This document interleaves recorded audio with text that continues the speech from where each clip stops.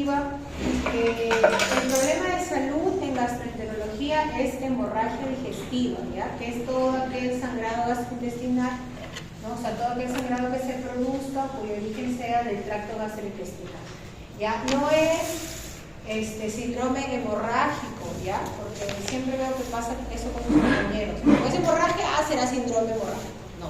Síndrome hemorrágico es un trastorno hematológico. O sea, si yo digo que mi paciente tiene un síndrome hemorrágico, yo me voy a hacerles el estudio del perfil de coagulación, de factores de coagulación, o sea, lo enfoco de otra manera.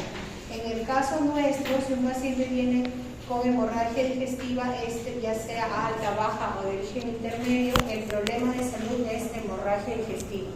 ¿Ya? El objetivo de la clase es entonces definir qué es una hemorragia digestiva. Lo otro es saber identificar la forma de presentación de la hemorragia digestiva, ya establecer el plan diagnóstico y terapéutico de la hemorragia digestiva teniendo en cuenta sea alta, baja o de origen intermedio.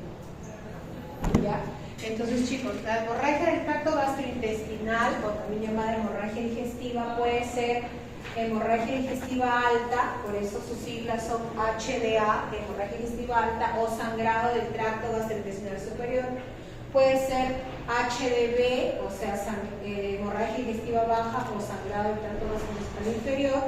Y también tenemos otro grupo que es el sangrado de intestino delgado, ¿ya? O el intestino medio, que anteriormente se conocía como sangrado gastrointestinal oscuro, ¿ya? O hemorragia de origen oscuro. Entonces, son los tres tipos de hemorragias digestivas altas que un paciente puede tener: alta, baja o de origen intermedio del intestino delgado. ¿Ya? En la frecuencia, como ven ahí, el 50% generalmente viene más por HDA, luego seguimos con las HDB y solo el 10% constituyen las hemorragias de origen oculto de intestino delgado. Entonces, las más frecuentes son las hemorragias digestivas altas, es lo que más vemos en la emergencia. ¿Ya? Y la hemorragia digestiva es un problema de salud bastante común y es frecuente como causa de las emergencias, ¿no? Entonces, es aquella, la hemorragia digestiva alta, que es la primera parte de la clasificación, es aquel sangrado gastrointestinal que se va a originar, ¿no? Desde la boca, ¿no? Hasta el ángulo de Treis, ¿no? Entonces puede ser de esófago, de estómago, de duodeno, ¿no? Hasta la cuarta porción, porque el ángulo de Treis está entre la cuarta porción duodenal y la primera yeyunal. Entonces, todo aquel sangrado gastrointestinal que se origine por encima del ángulo de Treis, nosotros lo consideramos como una hemorragia digestiva alta. ¿Ya? Estas hemorragias digestivas altas, a su vez, se pueden clasificar como de causa varicial y no varicial, ¿no? Varicial si está en relación a las varices esofágicas, ¿no? O esófago-gástricas, ¿verdad? Y si la causa no es varicial, ¿no? Se denomina HDA no varicial, cuya causa principal son las úlceras pépticas. ¿Ya? Las úlceras pépticas, el término de úlcera péptica abarca las úlceras gástricas y duodenales. ¿Ya? Entonces, la HDA, o sea, la hemorragia digestiva alta, como dice ahí, es una urgencia frecuente, pues es frecuente que el paciente acuda por hemorragia digestiva alta. No tiene una incidencia global anual de 50 a 100 casos por cada 100.000 habitantes. ¿No? También esto hace de que haya una tasa de hospitalización anual de 100 por cada 100.000 ingresos hospitalarios, y generalmente ocurre entre los 51 a 60 años, más frecuente en varones que en mujeres, en una relación de 2 a 1. ¿Ya? Y el riesgo de hemorragia digestiva alta se da en pacientes generalmente adultos mayores, ¿no? O sea, mayores de 65 años, pacientes que tengan enfermedades cardiovasculares subyacentes, enfermedades renales crónicas subyacentes, también es más frecuente que ellos presenten episodios de hemorragia digestiva alta. ¿Ya? La mortalidad oscila entre el 4 al 10% dependiendo de la severidad del sangrado, y el 80% de ellas se autolimita, ¿no? Entonces, otros factores de riesgo asociados, aparte de los antecedentes médicos del paciente, es la edad, y las enfermedades asociadas pueden hacer que el paciente tenga riesgo en recidiva del sangrado, ¿no? De sangrar por una primera vez y de recidivar el sangrado. ¿Ya? Entonces, La HDA se manifiesta clínicamente, como ustedes están viendo ahí, como hematemesis, como melena o como hematoquesia. Ya, la hematemesis, como dice ahí, es pues el vómito, ¿verdad?, con sangre. Entonces, cuando el paciente vomita sangre, ¿verdad?, si es de roja brillante, si este sangrado es un sangrado rojo brillante, indica que el sangrado es un sangrado reciente, ¿no? Pero también puede ser oscuro, con coágulos, ¿no? También se llama en pozos de café. Y lo que nos puede indicar eso es que, si bien es cierto, hay una hemorragia digestiva alta, el sangrado puede ser de mucho más tiempo, ¿no? Entonces, la hematemesis es eso, vómitos con sangre. ¿Ya? Ahí hay que distinguir del otro término que es hemoptisis, ¿no? Que generalmente la hemoptisis es tos con sangre. Entonces, cuando ustedes le hagan la anamnesis al paciente, siempre tienen que preguntar, señora, ¿ha habido tos? Porque a veces el paciente confunde. Y si mi paciente, si lo que él tiene es tos con sangre, el problema de salud es hemoptisis y el enfoque diagnóstico es distinto, ¿no? Yo pensaría en qué enfermedades pulmonares me podría generar hemoptisis, ¿no? TBC, bronquiectasias, un tumor, no sé, bronquial, ¿no?, que me podría generar hemoptisis. Pero si el problema es hematemesis, entonces yo automáticamente digo, este paciente está sangrando de la parte superior del tracto gastrointestinal, ¿no? Puede ser varicial, puede ser una úlcera, todas las causas que un cáncer esófago gástrico también me puede dar una hemoptisis. Pienso yo, mi enfoque diagnóstico cambia, ¿verdad? Entonces, eso es lo que es hematemesis. La otra forma de manifestación es la melena, ¿ya? La melena son las heces, como dice ahí, negras, oscuras, ¿ya? Algunos denominan alquitranadas o alquitranosas, como dice hijo, como la brea, ¿no? General, como les digo, en medicina siempre tendemos a comparar con algo, ¿no? Entonces, las heces oscuras negras como la brea, ¿ya?, es la melena.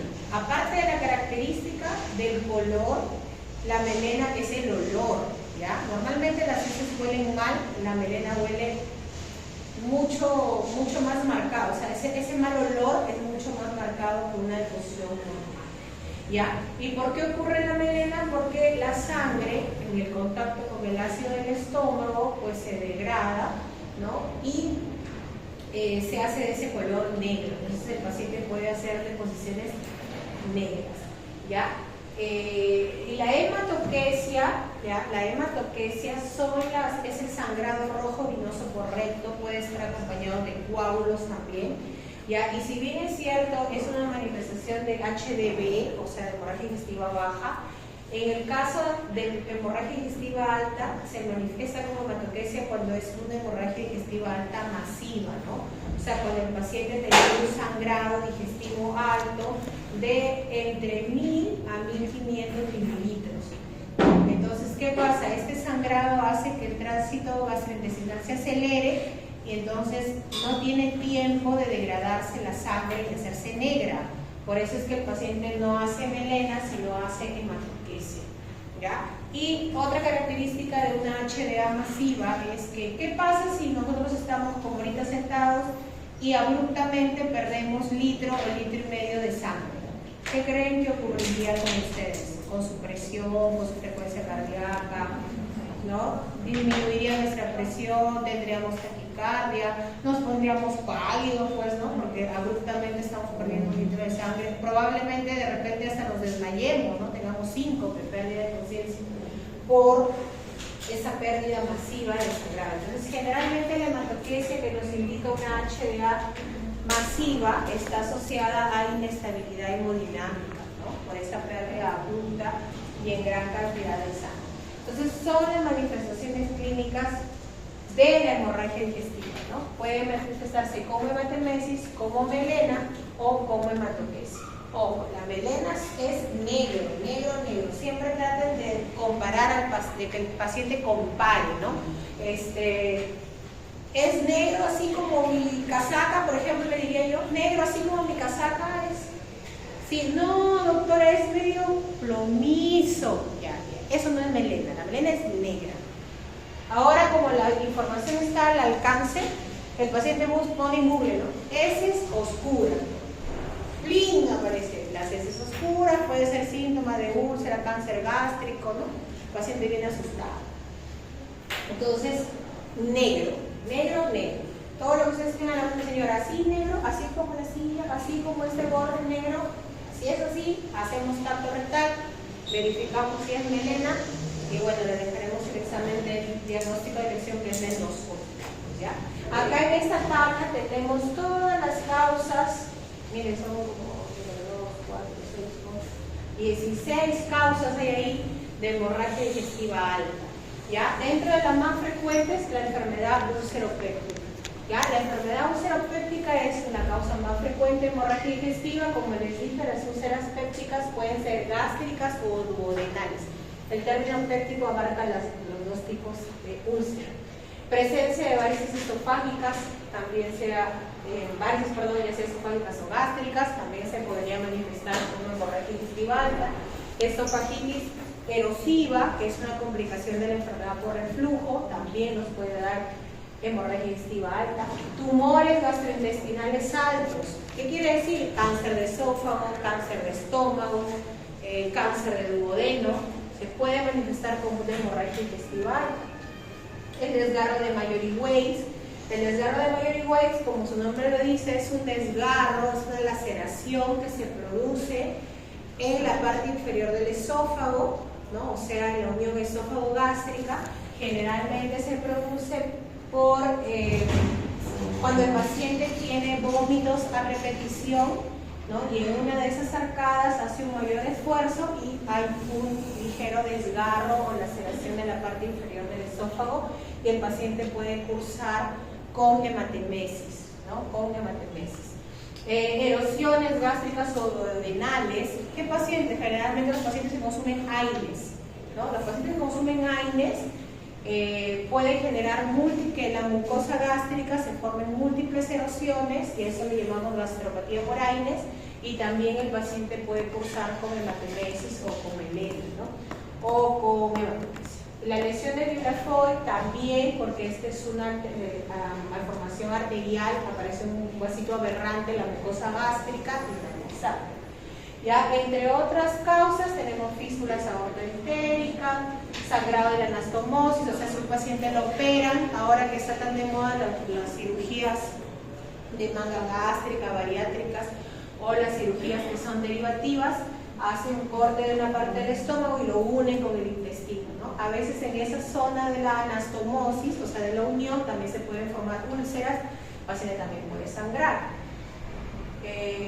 Ectasias vasculares, que son lesiones ya un poco más raras, ¿no? Las lesiones de Cameron, que son úlceras en la hernia, se produce una hernia en la parte inferior del esófago que se llama hernia hiatal, y en ese espacio de la hernia o en ese saquito de la hernia pueden aparecer úlceras. A eso se llama lesiones de Cameron o úlceras de Cameron. ¿Ya? Entonces, como vemos ahí, las úlceras gástricas, o las úlceras pépticas, perdón, son el responsable del 50% de las hemorragias digestivas altas. Ya, la úlcera, asumo que a este nivel ya todos han entrado a procedimientos, al menos de haber visto la endoscopía, ¿no? Los que han podido ver úlceras, ¿no? Se ve, como ustedes ven acá, como si fuese un cráter, ¿no? Como si fuese un cráter. Esta zona blanquecina que vemos acá es la fibrina, pues es el centro de la úlcera, y en este caso nuestra úlcera tiene también puntos de fibrina, ¿no? Entonces, la endoscopía nos va a permitir confirmar cuál de todas las causas que hemos mencionado en la tabla anterior es la causa de la hemorragia digestiva alta en mi paciente. ¿Ya? Generalmente estas úlceras son causadas por consumo de AINES, ¿no? ¿Quién más? Consumo de ácido acetilsalicílico, que es la famosa aspirina, ¿ya? Y también por infección por Helicobacter pylori, ¿ya? El Helicobacter pylori también se ha relacionado a la formación de úlceras, generalmente duodenales, pero también gástricas, ¿no? Con respecto a las úlceras, siempre nosotros tenemos más precaución de las úlceras gástricas, porque las úlceras gástricas sí tienen riesgo de malignidad, ¿no? Es decir, es más frecuente tener un cáncer gástrico que un cáncer duodenal. El 95% de las úlceras duodenales son benignas y son por Helicobacter. En las gástricas, ese porcentaje de benignidad es menor, ¿no? Porque por eso es más común el cáncer gástrico duodenal. ¿Ya? Entonces, las úlceras pépticas, la principal causa de hemorragia digestiva alta. Otro tenemos, como les dije, el desgarro del Mallory Weiss, que son en la parte inferior del esófago. O sea, si ustedes recuerdan, cuando en entrada endoscopía vemos el esófago, se ve de una coloración la mucosa un poco rosadita, y al pasar hacia el estómago cambia el color a medio asalmonado, medio naranja. En ese cambio de color, o sea, este cambio de color nos está indicando que es la unión esófago-gástrica, o sea, la parte inferior, ¿no? A ese nivel se producen las laceraciones, ¿no? Como si se produjesen cortes, ¿ya? ¿Por qué? Por las arcadas a repetición. Cuando uno vomita, hace un esfuerzo, hace una arcada para vomitar, ¿cierto? En el desgarro de Mallory Weiss ocurre eso, ¿no? Entonces, ¿qué pacientes generalmente tienen este tipo de desgarros? Las gestantes, ¿no? Las gestantes, sobre todo en el primer trimestre de embarazo, que la mayoría tiene emesis, ¿no? Tienen náuseas, vómitos.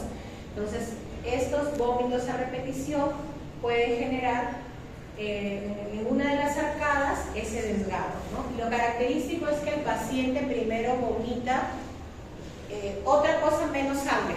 Puede vomitar comida, puede vomitar bilis, puede vomitar solamente moco que se acumula en el estómago, y a la cuarta, quinta arcada recién le viene la sangre, ¿no? Esa es otra forma también de diferenciar el desgarro del Mallory Weiss de repente de una hemorragia digestiva alta varicial, ¿no? Porque cuando las varices esofágicas se rompen, el paciente de frente vomita sangre.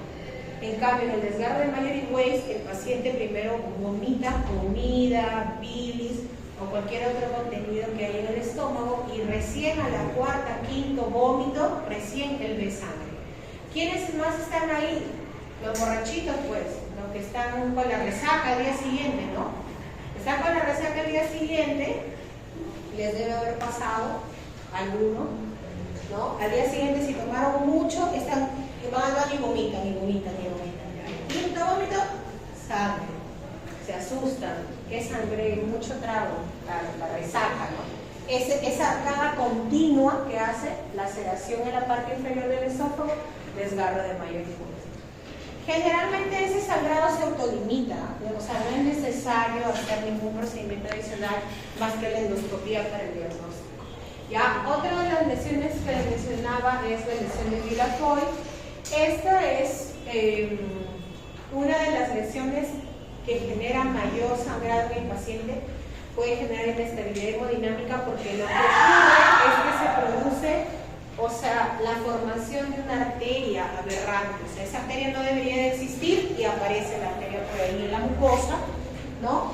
Y aparece o atraviesa, o como dice, y protruye a través de la mucosa, ¿no? Y sangra, ¿verdad? Por eso es que acá dice, puede causar hemorragia masiva. ¿Por qué? Porque es un sangrado de un vaso arterial, ¿no? No es igual que yo me corte la piel a que yo me corte aquí y me corte la vena o la arteria, ¿no?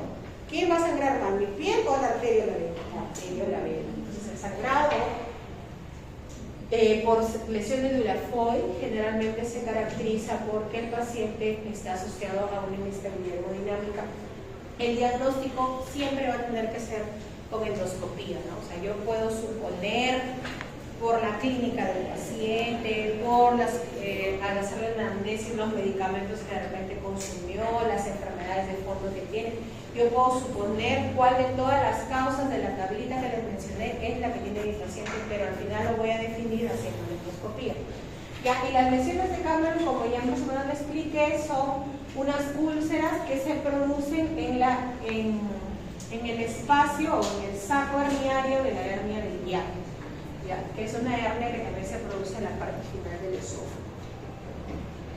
¿Ya? Entonces, chicos, en todo paciente que venga con hemorragia digestiva alta, estamos hablando de hemorragia digestiva alta, ¿no? Tenemos que hacer una valoración de la anamnesis, ¿no? O sea, preguntarle los antecedentes personales para saber qué otras enfermedades tiene, ¿no? Preguntarle, como dice ahí, si consume algún tipo de medicamentos que constituyan un factor de riesgo para que el paciente sangre, ¿no? Por ejemplo, el consumo de AINES, la aspirina, anticoagulantes, ¿no? Hay pacientes que de repente son fibriladores, tienen fibrilación auricular y consumen warfarina.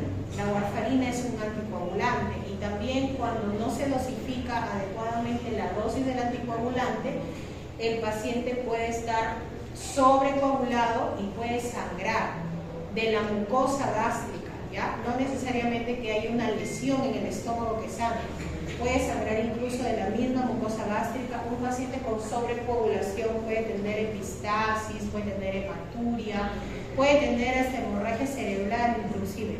Entonces, si nosotros tenemos ese antecedente del consumo de anticoagulantes, en mi plan diagnóstico le tendré que pedir al menos un TPI-NR para ver si este está prolongado, ¿no? Y también el consumo de AINES, ¿no? Si consumió algún medicamento antiinflamatorio. Si mi paciente me dice, sí doctora, yo estuve con un dolor en la rodilla y me estuve colocando diclofenaco cada 12 horas por una semana, y aparte, como no me pasaba, empecé a tomar ibuprofeno, 400 miligramos cada 8 por 3 días, y ayer y hoy estoy haciendo deposiciones negras, le hacemos a tratar melena. Entonces, ¿eso qué me ayuda a mí? Me ayuda a pensar, este paciente podría tener una úlcera, ¿no? Por el consumo de AINES, porque yo sé que los AINES son gastrolesivos y me pueden generar erosiones o formación de úlcera. Entonces, el averiguar los antecedentes del paciente nos puede ayudar también al planteamiento de nuestra hipótesis diagnóstica, ¿no? Al igual forma la aspirina, ya chicos, yo veo que ahora hay un uso indiscriminado de aspirina. Generalmente van a sus postas los pacientes hipertensos, por ahí dale su aspirina, dicen. A todos le duele la cabeza, toma aspirina. Para el uso de aspirina, que es un antiagregante plaquetario, también hay parámetros, ¿no? Edad más de 65 años, antecedente de repente un accidente cerebrovascular previo, o antecedente de algún infarto al miocardio, o sea, algo que tenga mi paciente que lo predisponga a que pueda ser un accidente cerebrovascular o un infarto y que yo tenga que darle aspirina, ¿ya? No que porque es hipertenso ya darle aspirina también por si acaso, ¿no? Porque al final lo que puedo lograr es que este paciente haga una úlcera, haga una hemorragia digestiva alta, ¿no? De repente es masiva y el paciente se muere y no tenía la necesidad de consumir aspirina. Entonces, hay que preguntar siempre qué es lo que consume. Ya, y también hay que preguntar qué medicamentos consume, porque también hay pacientes que tienen lo que nosotros le llamamos pseudomelena, ¿no? Por eso es que vienen y dicen, doctora, yo tengo heces oscuras. Y cuando tú le preguntas, de repente el paciente consumió bismutol. El bismutol hace que las heces se hagan oscuras, plomizas. Pero como el paciente normalmente ve y hace marrón o amarillo y ahora está plomizo, dice que está oscuro, ¿no? Y como les digo, busca por internet heces oscuras, cáncer gástrico. Y el paciente viene de frente, doctora, yo estoy haciendo oscuro, de repente tengo cáncer, hágame endoscopía. El paciente ya viene y te dice lo que te tienes que hacer encima. Claro, porque lee, pues, ¿no?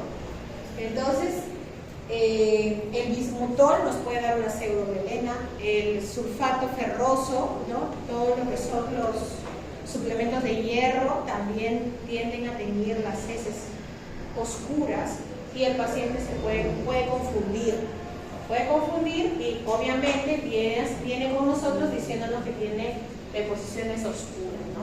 Entonces, hay que preguntar todo eso, enfermedades preexistentes, ¿no? También hay que preguntar. Otros síntomas que nos pueden más o menos enfocar en qué más podría ser, ¿no?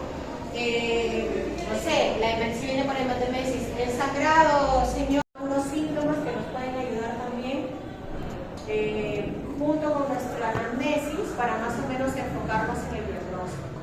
¿Ya? Bueno, la úlcera péptica generalmente nos da un dolor, ya vamos a hablar de dispepsia, pero nos da un dolor en la parte superior del abdomen, generalmente quemazón, de repente de semanas o meses de evolución, y la úlcera péptica pues se puede complicar con sangrado, ¿no? De repente el paciente estuvo teniendo semanas previas, ¿no? Ardor en la boca del estómago, en el epigastrio, y ahora se aunó a una hematemesis o a una melena. Siempre hay que preguntar sobre los síntomas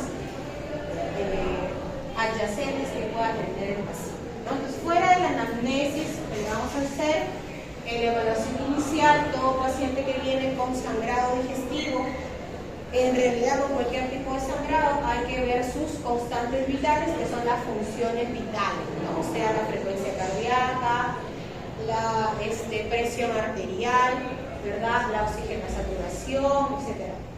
¿Ya qué más? La exploración física, ¿no? En la exploración física, lógicamente tenemos que evaluarle todo al paciente, ¿no? La piel para ver si hay palidez o no hay palidez, ¿no? Las conjuntivas para ver también por ahí que nos den una aproximación si están pálidas o no. El abdomen, lógicamente, el tórax, porque si nosotros sabemos que puede haber una hemorragia de origen varicial, ese paciente que para que tenga hemorragia de origen varicial probablemente deba ser cirrótico, ¿no? Y nosotros ya hemos visto que los cirróticos tienen algunos signos característicos a su examen físico. Entonces, eso también, a la hora que hago mi examen físico, también me ayuda a orientarme a mi diagnóstico, ¿no? Si yo hago un examen físico a mi paciente y lo encuentro con el abdomen batraciano, con la circulación colateral, con la citis, con el eritema, y viene por hematemesis, ¿qué es lo que yo voy a decir? Puede tener una varices esofágicas, ¿no? Rota, una ruptura de varices esofágicas, y esa sea la causa del sangrado del paciente. Pero si yo encuentro un paciente que no tiene telangiectasia, no tiene ascitis, y me dice que estuvo consumiendo una semana completa de AINES, ¿no? No me va a decir AINES, él me va a decir el nombre, ¿no? Doctora, una pastillita, ni siquiera el nombre, una pastillita chiquita rojita, doctora. Señora, ¿la tiene ahí? ¿Tiene el envase? Enséñemelo. A veces ellos no saben, ¿no? ¿Qué voy a pensar yo? ¿Voy a pensar que es varicial? No. ¿Qué voy a pensar? Que de repente es una úlcera por AINES o es una gastropatía por AINES, ¿no? Entonces nos ayuda el enfoque del paciente. ¿Ya? Y otra cosa fundamental, chicos, es el tacto rectal. ¿Ya? El examen rectal se refiere al tacto rectal. ¿Ya? Nosotros en gastroenterología nos dicen que no mete el dedo, mete la pata. Así nos dicen. ¿Ya? ¿Por qué? Porque cuando yo hago el tacto rectal, yo voy a poder identificar, ¿es melena lo que el paciente tiene? ¿Es plomizo? No es melena. Es una pseudomelena. De repente el paciente estuvo tomando Vinmutol, como les dije, ¿no?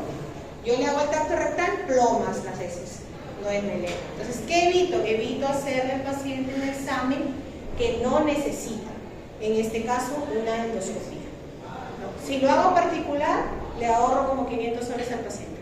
Porque ¿qué pasa si no le hago el tacto rectal? Ya señora, sí, oscuro, ya, hagas su endoscopía. Pobre paciente, hace pollada, parrillada, ¿no? Apoyo para pagar su endoscopía, no tiene nada en la endoscopía. Le hago un examen al paciente innecesario. Entonces, si yo hago el tacto rectal, identifico melena, señora, hacemos endoscopía. De repente le hago tacto rectal y es hematoquesia, ¿no? Rojo vinoso. Primero HDB, si no encuentro la causa, HDA, o si fue masivo con inestabilidad hemodinámica, primero la endoscopía. Entonces el tacto rectal. Otro, a veces hay pacientes que dicen que tienen sangrado, también recuerden que llegan varios por los descansos médicos, ¿no? Ese es amarillo, no señor, no hay sangrado. No hay sangrado, al momento no hay sangrado. Entonces, por eso nosotros decimos en gastro que si no mete el dedo, mete la pata, porque le podemos indicar mal al paciente el examen que se tiene que hacer. De repente le hacemos el tacto rectal y es rectorragia. Y si es rectorragia, el origen es anorrectal. Entonces no tendría sentido hacerle endoscopía. Tendría que hacerle en todo caso proctoscopía o colonoscopía, por ejemplo. Entonces, hasta para la indicación del examen que le tengo que hacer a mi paciente, sirve el tacto rectal. ¿Ya? Entonces, dentro de la evaluación de un paciente con hemorragia digestiva alta, tenemos que hacerle tacto rectal. ¿Ya?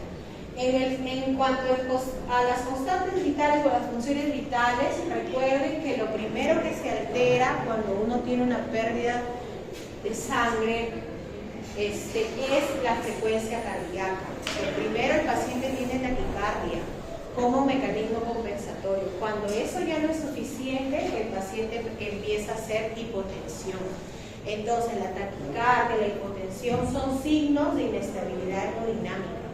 ¿Ya? Y eso es importante saberlo porque si mi paciente lo encuentra hipotenso, voy a tener que pasarle fluidos para mejorarle la presión, ¿verdad? Y si con los fluidos no mejora, tendré que usar algunos medicamentos para que me ayuden a mantener la presión. ¿Ya? Entonces, hay algunos cambios, como dice ahí, iniciales, ¿no?, que nos indican pérdidas o alteración hemodinámica, como la taquicardia, ¿no? Y los cambios en la presión ortostática, o sea, yo le tomo la presión acostado, le tomo sentado y varía, ¿no? A veces puede ser que yo sentado le tome y esté normal, pero cuando él hace el movimiento de cambiar de posición, de repente ya lo encuentra hipotenso, ¿no?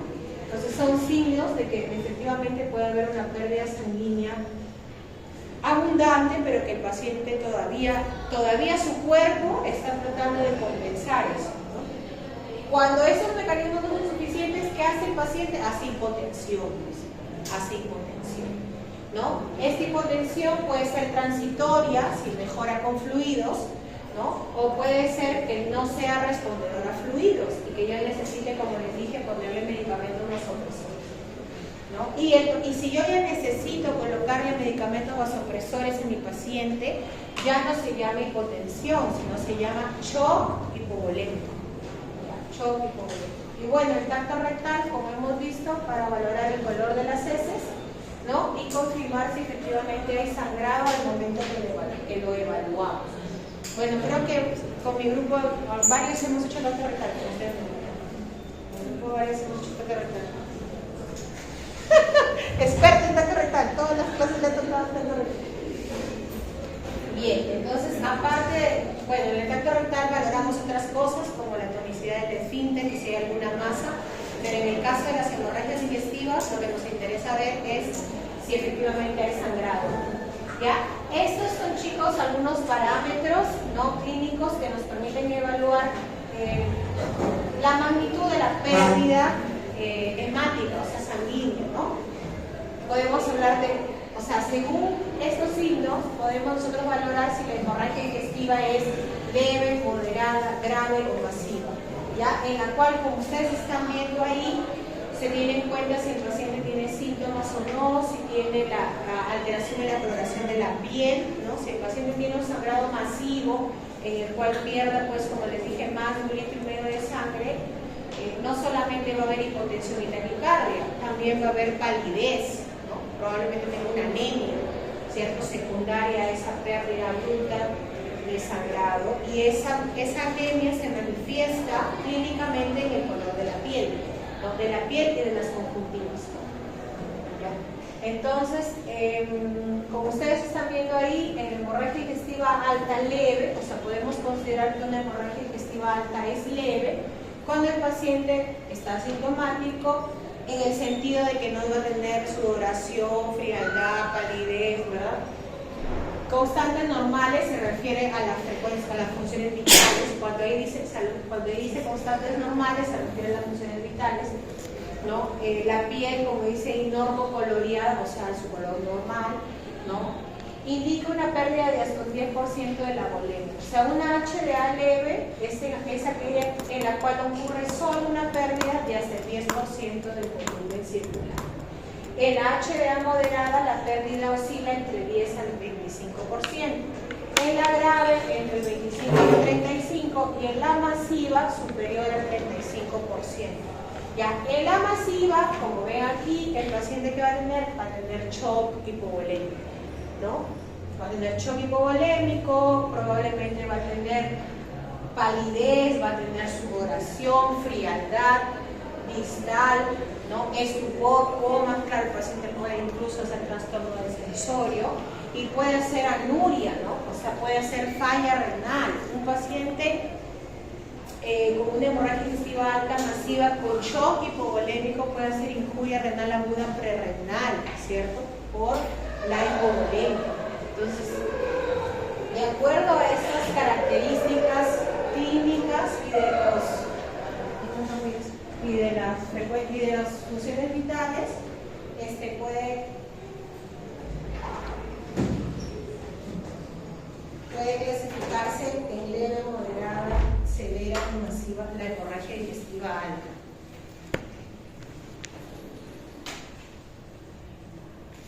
Entonces, chicos, cuando nosotros tenemos un paciente de ese tipo, aparte de hacer todo lo que ya hemos ido escuchando, vamos tener que pedirle algunos análisis de laboratorio, ¿no? ¿Qué análisis de laboratorio? Bueno, le tendría que pedir un hemograma completo, ¿verdad? El paciente está viniendo con sangrado digestivo, quiero ver si hay caída de la hemoglobina o no, ¿no? Pediríamos un hemograma completo. Podríamos pedir una bioquímica. Cuando hablamos de bioquímica sérica se refiere a lo que son, por ejemplo, la urea, la creatinina, que aparte de que se pueden elevar en una injuria renal aguda perrenal, en el caso de las hemorragias digestivas ya existe en algunos pacientes ya la elevación solo de la urea, ¿ya? Cuando uno tiene una falla renal, ya sea aguda o crónica, generalmente la urea y la creatinina, que nos sirven para valorar la función renal, ¿verdad?, se elevan ambas por igual, ¿ya? Cuando tenemos un sangrado digestivo, lo que normalmente ocurre es que solamente se eleva la urea, ¿ya? Y eso no es que suceda en todos los pacientes, pero sí hay un grupo de pacientes que tienen esa elevación de urea. Entonces también nos podría ayudar como que a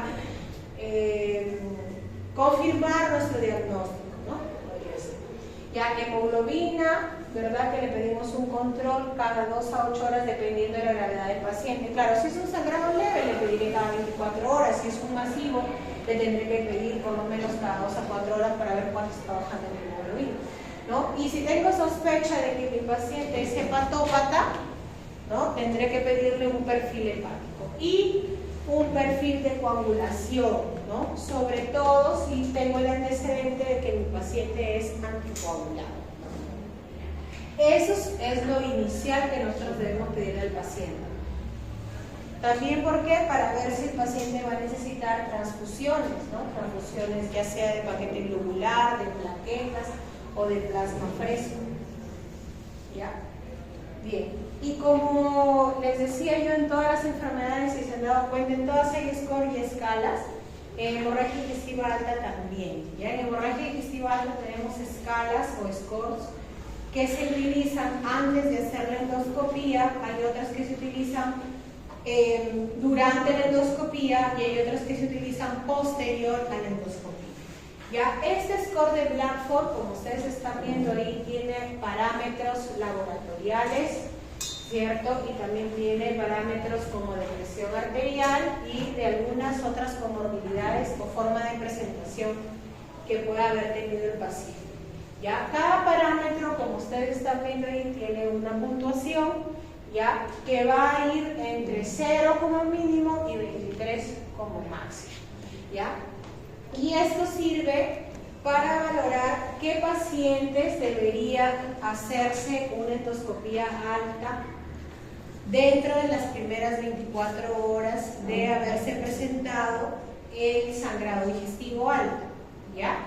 Generalmente cuando hacemos la sumatoria y nos sale hasta 3, nosotros, para lo que sirve este score es que este paciente podría incluso irse de alta, ¿ya?, y hacerse su endoscopía de forma ambulatoria y no por emergencia. O sea, a mayor puntuación el riesgo de resangrado es mayor y por lo tanto el paciente se debe hacer su endoscopía dentro de las primeras 24 horas.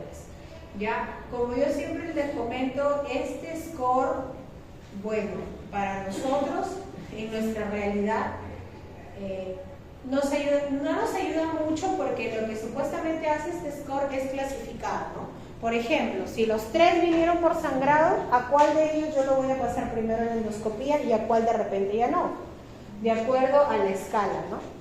Entonces, si por ejemplo a su compañera le sale un Blackford de 1, ¿sabes qué? Te vas a tu casa, regresas, pongamos que sea un sábado, regresas mañana domingo o el lunes a hacer la endoscopía. ¿Por qué? Porque su riesgo de resangrado es bajo, ¿no? De repente a su otra compañera le sale 16, ella no la puedo mandar a su casa de alta, se tiene que quedar, ¿no? Eso fuese un mundo ideal, pero en nuestro mundo no es así. Yo le doy de alta a su compañera y su compañera no regresa hasta dentro de un año por lo menos para hacerle la endoscopía, porque encima ella de repente no se atiende en Almanzor, sino se atiende en Comalca. De Comalca le tienen que mandar la referencia para otro hospital de Chiclayo. a Nailán. En Nailán no hay gastroenterólogo, vaya hacia Heisen. En Heisen se malogró el endoscopio, vaya hacia Almanzor. En todo ese interín pasó un año. Yo le hago su endoscopio después de años, no voy a encontrar ni cicatriz de la úlcera, no voy a encontrar nada. ¿De dónde habrá sangrado? Entonces, en un sistema de salud como el nuestro, Blackford no nos ayuda mucho. Tal vez nos podría ayudar en priorizar a cuál de ellos paso primero para no llenarme de pacientes por pasar, ¿no? Pero esa es la finalidad de Blackford. Y como ustedes ven, ve parámetros previos a la endoscopía. Acá no hay ningún resultado de endoscopía. ¿Ya? Entonces, como nosotros no tenemos esa facilidad de que el paciente pueda regresar al día siguiente de esta endoscopía, nosotros le hacemos a todos aquellos pacientes que vengan con hemorragia digestiva alta comprobada, contacto rectal, pasa a endoscopía. ¿Ya? Y el otro score, en el cual ya incluye los hallazgos endoscópicos, se llama score de Rockall. ¿Ya? Y en este score de Rockall, como ustedes están viendo ahí, me incluye la edad, incluye el estado circulatorio, o sea, la presión arterial, la frecuencia cardíaca, ¿verdad? Si hay hipotensión o no hay hipotensión, enfermedades asociadas, no cardiopatía, cirrosis, enfermedad renal crónica, neoplasias, los diagnósticos endoscópicos que hayamos podido encontrar, desgarro de Mallory-Weiss, úlceras, neoplasias, los signos de sangrado reciente, todos ellos tienen un puntaje, ¿no? Y la sumatoria nos va a decir, si la sumatoria es de 0 a 2 puntos, quiere decir que el riesgo del resangrado es bajo, tiene una recidiva del 5% y una mortalidad de 0.1%. O sea, este paciente se podría ir de alta, ¿no? Si es de riesgo intermedio, entre 3 a 4 puntos, y si es de riesgo alto, entre 5 a 10 puntos, cuya recidiva es mayor, recidiva de resangrado, ya 25% y mortalidad del 17%. O sea, mi paciente que yo le saco un Rockall por encima de 5, no se puede ir a su casa, se tiene que quedar todavía en observación. ¿Ya? Por eso acá dice conductas en un grupo de riesgo. O sea, el score de Rockall nos va a permitir predecir la recidiva, la mortalidad del resangrado y qué conducta vamos a seguir con el paciente, ¿no? Si es de riesgo bajo, ya no es necesario tenerlo sin comer, ¿no? Ya le podríamos iniciar la dieta, ¿no? Ya le podríamos pasar el tratamiento médico, que sería el omeprazol, si hablamos de una no varicial, ¿no? Le podríamos pasar a vía oral, ¿no? Ya no endobronco, sino vía oral, y el paciente se podría ir de alta, ¿no? Acá en sonda nasogástrica dice no recolocar sonda nasogástrica. Ya.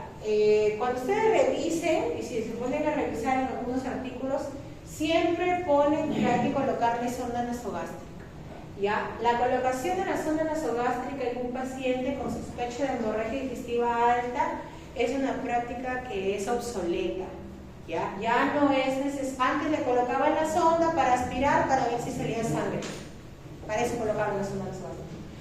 Pero ahora nosotros tenemos, como les dije, el sangrado, el tracto rectal o la evidencia de que el paciente ha habido atemesis, entonces ya no necesito ponerle sonda. Ahora, si mi paciente tiene un riesgo intermedio alto, ¿no? ¿Qué tengo que hacer? No le puedo dar de alta, ¿no? Monitorizar constantes vitales, o sea, sus funciones vitales, ¿no? Valorar la necesidad de medir la presión venosa central con la colocación de un catéter venoso central, ¿no? Ayuno, continuar el ayuno por 24 horas y alta a partir del tercer a cuarto día, ¿ya? O sea, si yo tengo un paciente que tiene riesgo intermedio alto de resangrado, no se puede ir a su casa, pues, porque ¿qué pasa si se va a su casa y resangra? Tiene una mortalidad del 17%, de repente hace otra hemorragia masiva y ya no llega al hospital y se murió. ¿Ya? Entonces, estos pacientes se tienen que quedar para observarlo, ¿no? Para ver que ya no haya caída de hemoglobina, que no haya nuevo episodio de resangrado, que no haya alteraciones de funciones vitales, ¿verdad? Podríamos ir iniciándole de repente al día siguiente la dieta, ¿no? Líquidos claros, anís, manzanilla, tolera bien, después de repente ya no hace melena, ¿no? La hemoglobina se mantiene por 2-3 días, alta. Pero este grupo no se puede ir a casa de inmediato, tiene que quedarse para observar. ¿Ya? Este es otro score que es el ANI 65, que también sirve para valorar ¿no? La necesidad de transfusión, la mortalidad. Cuando mide más de 3, cuando los sumatorios nos dan más de 3, nos indica alta mortalidad. Los variables, albúmina, como ustedes ven, menor de 3 gramos, INR, trastorno de sensorio, presión arterial por menor o igual a 90 y edad mayor de 65 años. Si el paciente cumple cada variable, se le da un punto, se suma y, como les digo, con mayor de 3 es una mortalidad alta. Entonces también nos orienta a que no se vaya a ir del paciente, ¿no? Y como les dije ahí, el diagnóstico se va a hacer al final con la realización de la endoscopía digestiva alta, ¿no? Que, como ustedes deben haber visto ya en sus prácticas, es un procedimiento a través del cual nosotros los gastroenterólogos introducimos un tubito, ¿no?, que tiene una camarita en la parte anterior y proyecta en un monitor para valorar toda la parte interior del esófago, estómago, primera y segunda porción del duodeno, ¿no? ¿Cuál es el objetivo? El diagnóstico, ¿no? Diagnosticar cuál fue la causa de hemorragia digestiva alta en mi paciente, ¿ya? Y también el tratamiento, ¿ya? Nosotros a través de la endoscopía podemos hacer tratamiento endoscópico, ¿ya?, dependiendo de la lesión que encontremos con causa del sangrado. Ya, chicos, y acá tenemos la clasificación de Forres, ¿ya?, que, como dice ahí, es una clasificación endoscópica, ¿ya? O sea, se hace durante la realización de la endoscopía y se utiliza para las úlceras, ya sean gástricas o duodenales, ¿ya? Y tenemos, como ustedes ven ahí, que se clasifica en 1, 2 y 3 en romanos, ¿ya? Y en la 1A, la 1 a su vez se divide en A y en B. En la 1, como ustedes están viendo acá, este es, es el intestino, es el duodeno, y vemos acá que hay una úlcera con un sangrado en Y, ¿no? Con un sangrado en Y, como si estuviese chisgueteando la sangre, ¿no? Sangrado en Y. Entonces, si yo hago mi endoscopia y encuentro esto, indica que es una hemorragia digestiva alta activa, porque yo estoy viendo que está sangrando, ¿no? Así en Y se considera una 1A. Ya, acá en esta otra figurita también es una 1 porque estoy viendo el sangrado activo, pero es una 1B porque ya no es en Y o en proyectil, sino es en napa, ¿no?, o en babeo. Cuando uno se queda dormido, babea, se va hacia el costado, ¿cierto? Eso es lo mismo eso es lo que ocurre también en el sangrado digestivo, en una Forres 1B. Hay sangrado, pero en babeo, en napa, o sea, hacia el costado de la lesión. En la 1A es en proyectil, ¿no? Como si yo me cortara acá y le chirreteara todo sangre, así. Es la 1A. La 1B. Sangrado activo. Yo estoy viendo que está sangrando. En la 2A, si ustedes se fijan allí en la parte superior, no alcanzo, pues mucha barra, pero acá, esta es la úlcera y ven un puntito en el centro, es la cabeza del vaso, vaso visible. Esto que me está indicando, sangrado reciente, porque no estoy viendo que está sangrando como acá y como acá, pero sí veo que está ahí la cabecita de vaso. Ah, mira, no me toques, está ahí. Uno pasa con el endoscopio, ah, mira, acá está el vaso, y lo mandamos a la 1A. Ha habido casos. En la 2B, chicos, ya lo que yo encuentro es un coágulo adherido. En la 2B tengo un coágulo adherido, ¿ya? En la 2C, lo que yo voy a ver es el borde de la úlcera, la fibrina blanca en el centro y un puntito por ahí rojito de hematina. Es la 2C. Y en la 3, prácticamente encuentro la úlcera, ¿no? El borde de la úlcera, la base de fibrina, pero ya no encuentro el puntito rojo, que está todo blanco, ¿no? Todo blanco. Acá sí había el puntito rojo. ¿Ya? Ahora, ¿para qué nos sirve esta clasificación? Esta clasificación nos sirve porque, de acuerdo al Forres, es el riesgo de recidiva. Es riesgo de recidiva de sangrado gastrointestinal. Entonces, como les decía, en la 1A, sangrado activo a chorro, en Y, en proyectil, riesgo de resangrado de 55% para arriba. En la 1B, sangrado activo difuso o por resumamiento, o sea, en babeo, en napa, también 55% de riesgo de resangrado. En la 2A, donde les digo que el vasito está ahí, mírame, no me toques, riesgo de resangrado del 43%. En el 2B, en donde está el coágulo adherido, 22%. ¿Por qué? Porque si ese coágulo se mueve, el paciente puede pasar a ser una 1A, o una 1B, o una 2A. Entonces, hay riesgo también, alto riesgo de resangrado, 22%. Cuando es una 2C, en donde ya vemos, como les dije, la úlcera, la fibrina y el puntito rojo, el riesgo de sangrado es del 10%, o sea, es mucho menor. Y cuando encuentran una FORRES-3 de lecho limpio, o sea, como les dije, la úlcera y la fibrina blanquita, 5% de resangrado. ¿Ya? Entonces, eso también para qué nos sirve, quienes se van de alta, quienes no se van de alta, ¿no? Una FORRES-3, un paciente que tiene riesgo del 5% de resangrado, ese paciente se puede ir de alta, puede empezar a tomar su dieta, sus alimentos. No podemos pasar, como dice ahí, la terapia endovenosa con omeprazol, la pasamos a vía oral y el paciente se puede ir de alta. En la 2C y en la 3 el paciente se puede ir de alta. ¿Ya? De la 2B para arriba, el paciente se tiene que quedar en observación porque el riesgo es alto, intermedio o alto de resangrado. ¿Ya? Incluso, como yo les decía ahí, la endoscopía nos permite no solamente diagnosticar la causa, sino nos permite darle tratamiento. Ya a través de la endoscopía nosotros, chicos, podemos introducir dispositivos, como les dije desde la clase anterior, pinzas, asas, clip, agujas para inyectar una sustancia, en este caso la epinefrina, alrededor del vaso que está sangrando y luego ponerle un clip para que deje de sangrar. O sea, yo puedo hacer terapéutica endoscópica como parte del tratamiento de la HDA. ¿Ya? Y todos los pacientes, de acá de todos estos 6 casos, ¿cuáles ustedes consideran necesitan terapia endoscópica? La 1A, ¿qué más? La 1B, la 2A también hacen terapia endoscópica en la 2A. Y en la 2B también hacemos terapia en el sentido de que se puede inyectar alrededor y tratar de remover el coágulo para ver si pasa a ser una 1A, en donde yo ya pueda identificar el vaso que está sangrando y clamparlo, ¿no? O una 1B. A veces, entonces, desde aquí para arriba se puede hacer terapia endoscópica, ¿ya? Y estos pacientes se quedan con nosotros hospitalizados. No se pueden ir a su casa, no pueden empezar la dieta todavía. Tienen que seguir con el tratamiento endovenoso, controlar las funciones vitales y también ver si hay necesidades de transfusión, ¿no? Hemoglobina, hematocrito seriado, ¿verdad? Porque como vemos aquí, este paciente puede resangrar. En estos casos de acá ya no, acá, ¿qué vamos a inyectar? ¿Qué vamos a acomodar? Ya no hay nada ya. Esto en 30 días en teoría debe cicatrizar. En 30 días de tratamiento con IVPs, ¿no?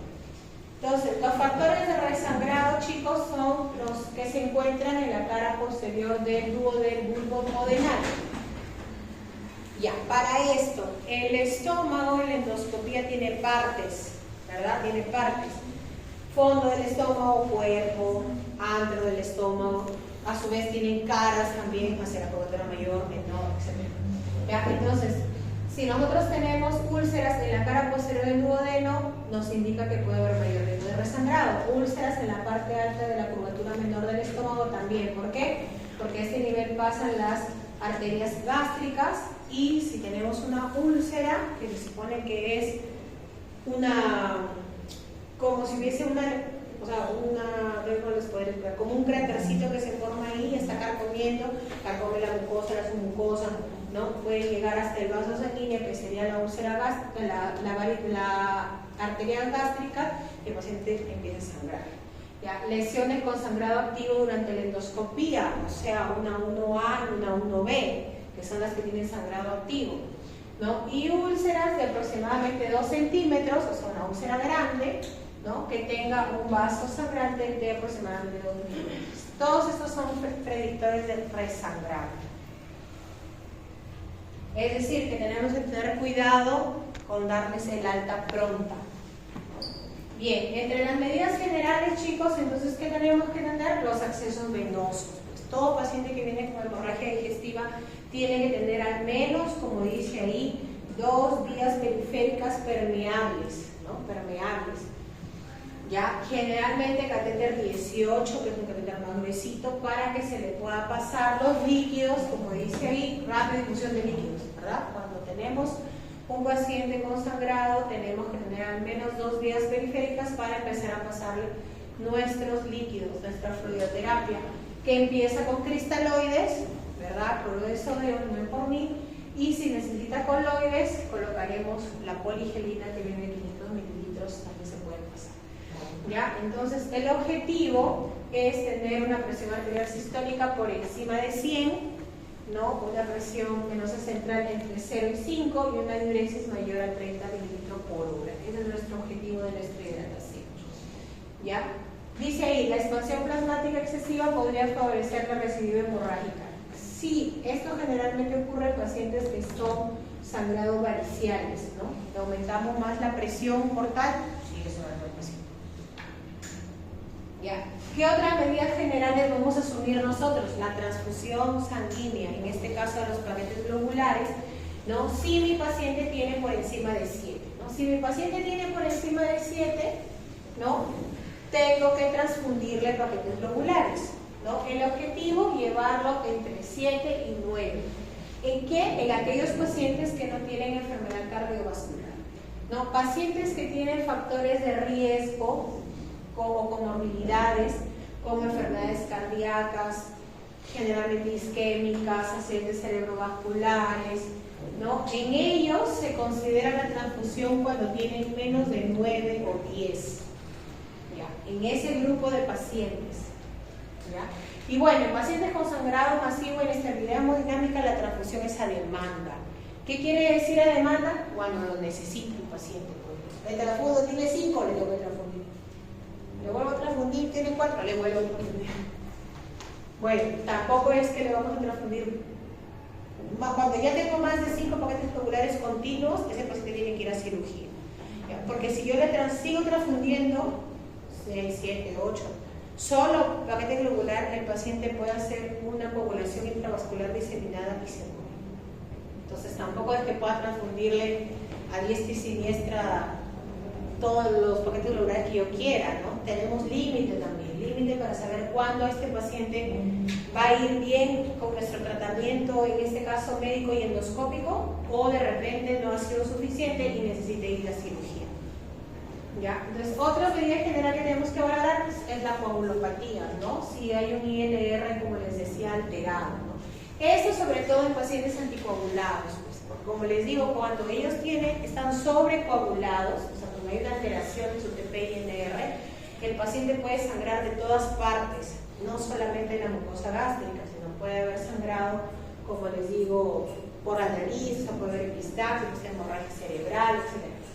Se puede pasar vitamina K o se puede pasar plasma fresco congelado o concentrados de factores proteomínicos, que en realidad eso ya le indica hematología. Cuando nosotros vemos dentro de nuestro examen los pacientes que son sobrecoagulados, la verdad es que consultar al hematólogo, porque ellos son los únicos que tienen el acceso para indicar ese medicamento. ¿Ya? Y bueno, pacientes con plaquetopenia, ¿no? Menos de 50.000, también se les tiene que transfundir plaquetas para nosotros poder hacerles el procedimiento endoscópico, ¿ya? Para hacer el procedimiento endoscópico. Recuerden que para la endoscopía el paciente tiene que estar estable hemodinámicamente, ¿verdad? Tiene que tener una hemoglobina por encima de 7, plaquetas por encima de 50.000, para nosotros poder pasarlo a la endoscopía. Si no cumple con eso, hay que transfundirle para que esté en condiciones óptimas de pasar. ¿Ya? Y como dice ahí, el tratamiento farmacológico preendoscópico de una hemorragia digestiva alta no varicial, o sea que estamos asumiendo que es por una úlcera, ¿verdad? Porque hemos visto que el 50% de los casos es por úlcera. ¿Qué tenemos que dar? Los IVP endovenosos. ¿Cuál es el ejemplo más famoso de IVP? El omeprazol endovenoso. Entonces, ¿qué hago yo? Primero, NPO, porque el paciente está consangrado, ¿no? No tengo que dejar sin comer. 2, control de funciones vitales. 3, colocar mis accesos periféricos, ¿no? 4, colocarle mi hidratación. 5 omeprazol. El omeprazol endovenoso viene de 40 miligramos, ¿ya? Y se coloca en una dosis inicial de 80 miligramos endovenoso en bolo. ¿Qué significa en bolo? Que la enfermera va a disolver el polvito del omeprazol en cloruro y se lo va a pasar directo por la vena, ¿ya? 2 frascos porque es de 80.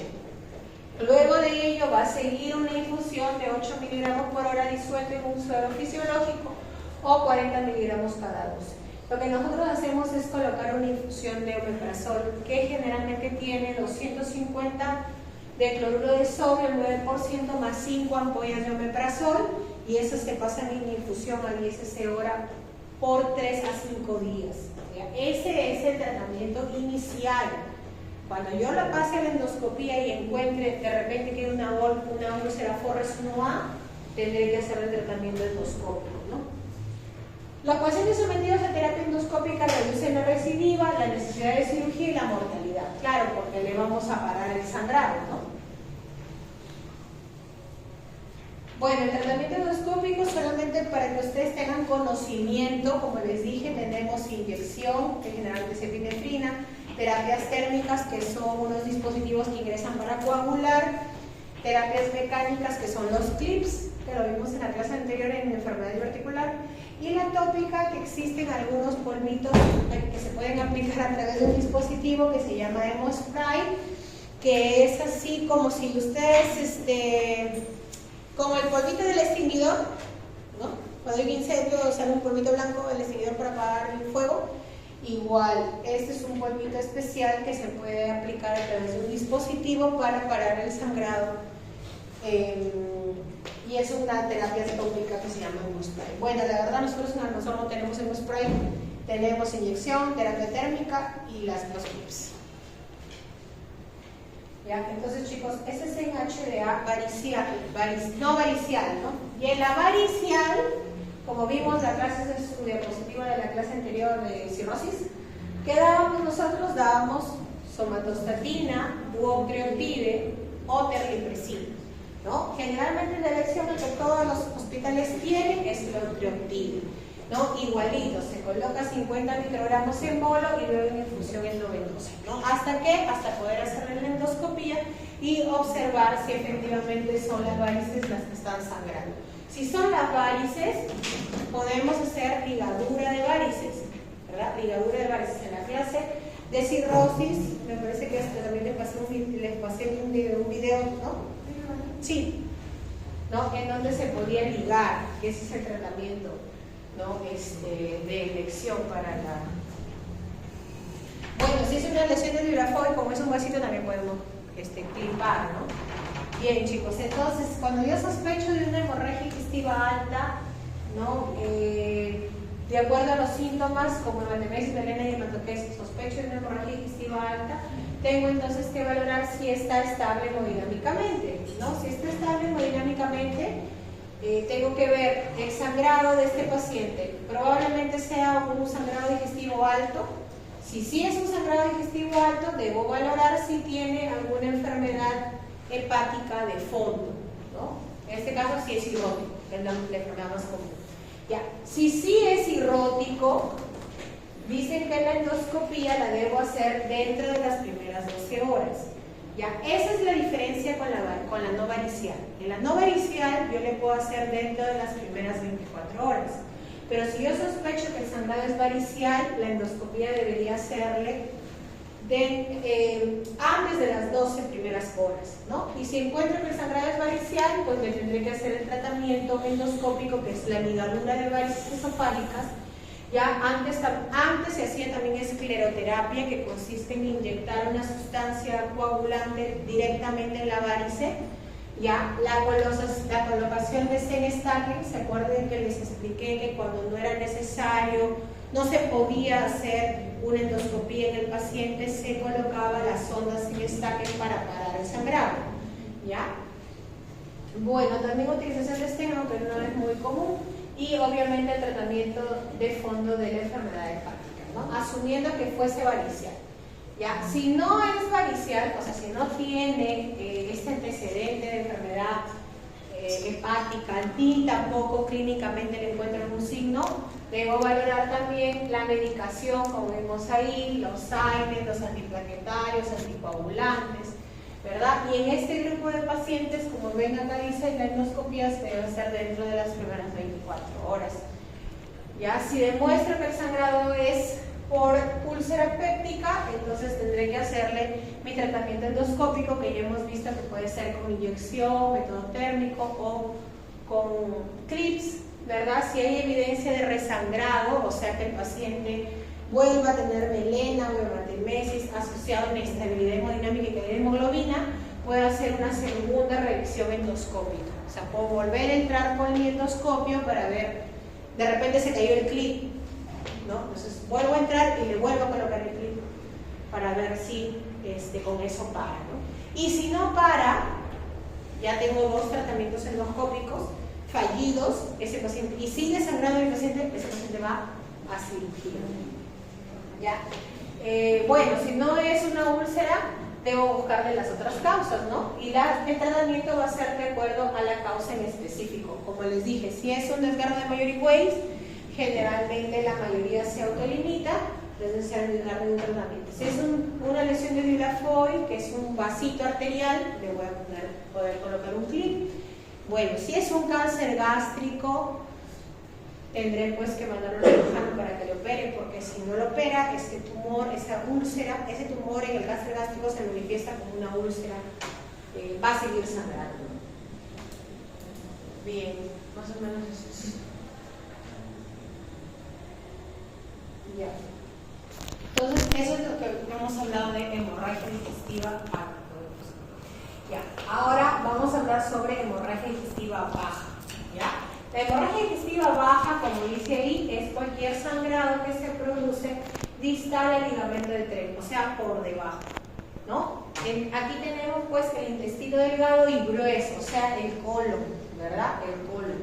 Entonces, la hemorragia digestiva baja incluye la zona anorrectal, el recto, que más o menos mide unos 15 centímetros, el colon izquierdo, que es humoides descendente, el colon transverso, el colon ascendente, ciego, ¿no? Y a veces a través de la colonoscopia puede ingresar hacia los últimos centímetros de ilio. Y si nosotros seguimos el dibujito, aquí en el centro sigue todo el resto del intestino delgado, ¿no? Entonces, causas de sangrado o de hemorragia digestiva baja, como vemos en el dibujito, sí, pues te viene con rectorragia, hemorroides, ¿verdad? En el lado izquierdo, ¿qué más vimos? La clase anterior, divertículos, ¿no? Los divertículos también pueden sangrar, carcinomas, o sea, cánceres de colon recto pueden sangrar, pólipos, sobre todo si son inflamatorios grandes, pueden sangrar, enfermedades como colitis, aquí tienen la colitis ulcerativa, colitis isquémica, angiodisplasias, entonces son causas de sangrado. Ahí dice irritable colitis, si no me acuerdo irritable, ese no. Sangrado irritable no sangra. Hágale ese dibujo. Ya, entonces miren, de las causas, ¿cuántos que hay? 2, 4, 6, 8, 10. De esas 10 causas, la más frecuente es el sangrado diverticular. Entre un 30 a un 65% de pacientes con HDV se debe al sangrado diverticular. Ya, también tenemos las colitis isquémicas, las enfermedades hemorroidales, las neoplasias colorectales, ¿no? El sangrado post-polipectomía, o sea, un paciente que yo le haya extraído un pólipo. Cuando nosotros hacemos una extracción de un pólipo, a veces los pólipos, también me imagino que debes haber visto pues, en el trabajo de endoscopías, los pólipos son proliferaciones de la mucosa colónica que puede ser tipo plano, o sea, como si fuese un barrito que nos sale en nuestro rostro, o también a veces son como si fuesen un chupetín, que tienen un tallito y la bolita del chupetín, o a veces son incluso como un coliflor, ¿no? Tiene el tallito de la coliflor y el arbolito. A veces se forman ese tipo de lesiones. Esas lesiones nosotros las podemos sacar a través de un procedimiento que se llama polipectomía, que consiste pues en cortar ese tallito, ¿no? Y a veces eso puede generar sangrado, ¿no? Como complicación, sangrado posterior al corte de ese pólipo.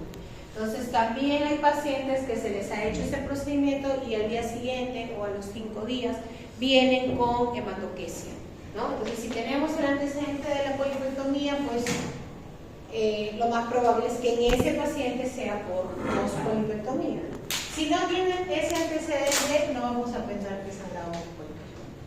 Enfermedad inflamatoria intestinal, EII, es enfermedad inflamatoria intestinal. Acá tenemos a las colitis ulcerativas y a la enfermedad de Crohn.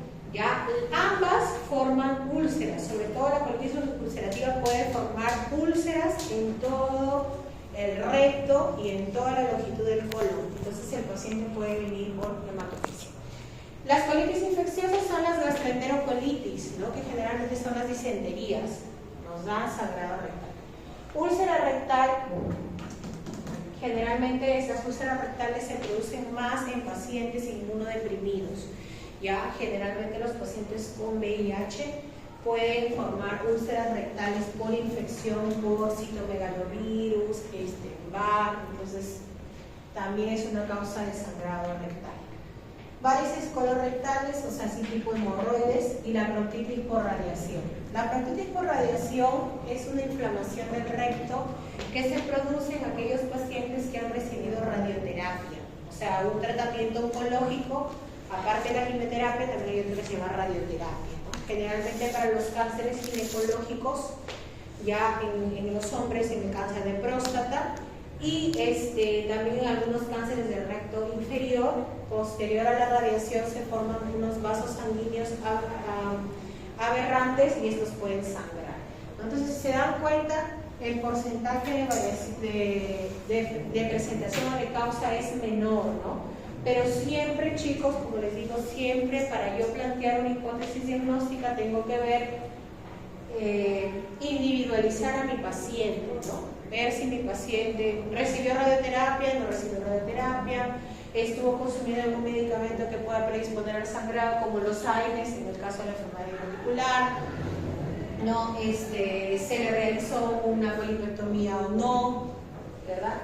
Porque si yo tengo un paciente que recibió radiación y que después de la radiación viene con rectorragia, ¿cuál va a ser la causa en él más probable del sangrado? ¿Hemorroide o proctitis por radiación?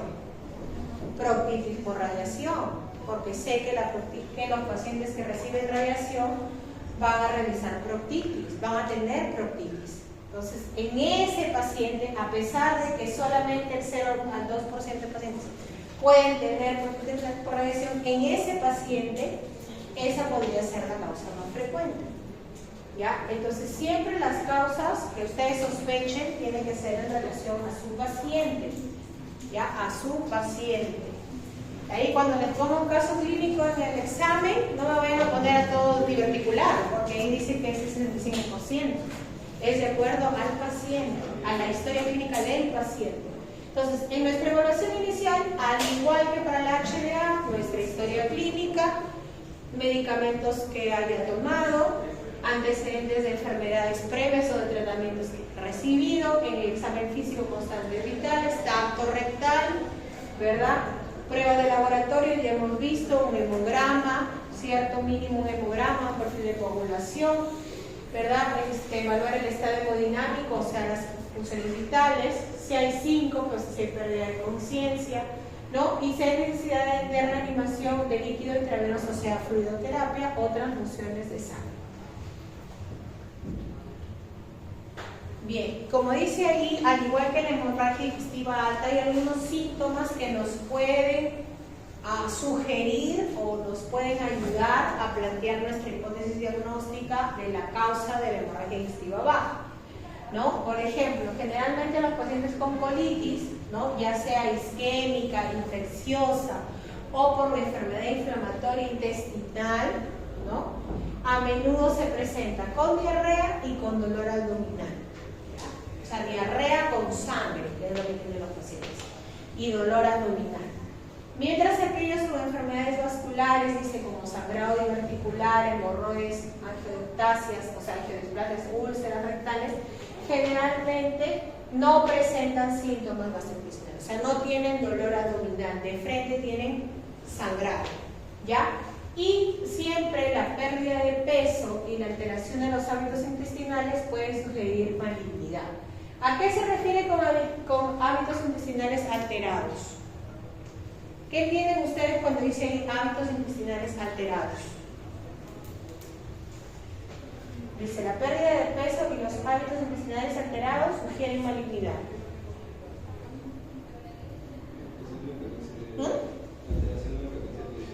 Alteración en la frecuencia de sus deposiciones, claro. O sea, su hábito intestinal. ¿Cuál es su hábito intestinal? Todos los días a las 8 de la mañana, antes de ir a la universidad, voy al baño a evacuar. Ese es mi hábito intestinal. De repente hay otro que dice, no, pero yo interdiario. ¿No? Para él, ese es su hábito intestinal. Pero ¿qué pasa si yo hago interdiario y de repente empiezo a hacer cada 5 días? Hay una alteración de mi hábito intestinal. De repente yo soy estreñida y aparezco con diarrea todas las semanas. Alteración de mi hábito intestinal. Entonces hay que preguntarle al paciente cuál ha sido su hábito intestinal y cuál es el hábito intestinal que está teniendo ahorita durante esa enfermedad. ¿Ya? A eso se refiere con hábito intestinal alterado, ¿no? Lo que dice su compañero, su frecuencia en el paciente. Porque hay pacientes que a veces quieren ir al baño 3 veces, cada vez que comen, ¿no? Ellos quieren comer y ir al baño, comer y ir al baño. No sucede siempre así, aparte que se van 2 veces, una vez.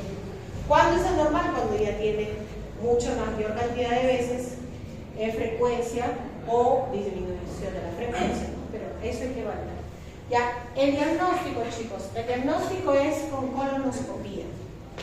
El diagnóstico de la causa, ¿ya? Cuando es hemorragia digestiva alta es endoscopía, cuando es hemorragia digestiva baja es colonoscopía. Ya, para identificar nuevamente nuestro sitio de sangrado y el tratamiento. Recuerden que nos va a permitir también hacer tratamiento endoscópico. Ya, y acá, chicos, ahí no le he puesto, pero la manifestación clínica en la HBV es de 2 tipos. Tipo rectorragia y tipo hematoquesia. ¿Ya? La rectorragia es el sangrado rojo vivo, así como este rojito vivo, brilloso, ¿no? Es rectorragia. Generalmente nos indica alguna alteración a nivel anorrectal, fisuras, hemorroides, pólipos rectales, cáncer anorrectal, ¿ya? Se manifiesta con rectorragia. Proctitis por radiación se manifiesta con rectorragia. Y la hematoquesia, que también le mencioné en la clase anterior, que ya es el sangrado rojo vinoso con coágulos por el recto, generalmente nos indica sangrado colónico, cuya causa más frecuente es la enfermedad diverticular. Pero un cáncer de colon también me puede dar hematoquesia. Una angiodisplasia de colon también me puede dar hematoquesia. ¿Ya? Entonces, la colonoscopía nos va a permitir determinar cuál es la causa del sangrado y poder darle tratamiento. ¿Ya? A veces cuando no podemos hacer colonoscopía, porque nuevamente les digo, para los procedimientos pues tienen que estar estable hemodinámicamente.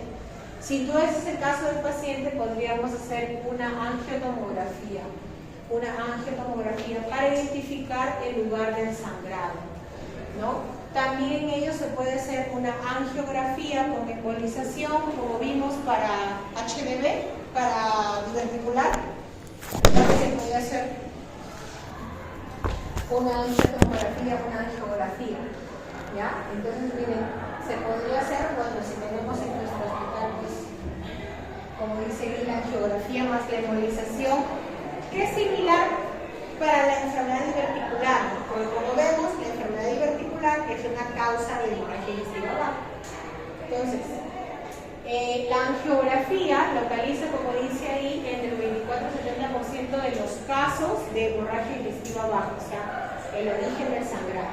La ventaja es que con la angiografía yo puedo identificar el lugar del sangrado e inyectar una sustancia embolizante que es como que coagulante para parar el sangrado. Entonces me permite hacer diagnóstico y tratamiento. Incluso dice ahí con una hemostasia inmediata de 40 al 100%. No necesita tener la preparación intestinal que se tiene que hacer para la colon. para la columna, entonces se tiene que preparar con uno solo en las grandes especiales. ¿Ya? Bueno, la desventaja es que el paciente tiene que tener sangrado activo, ¿no?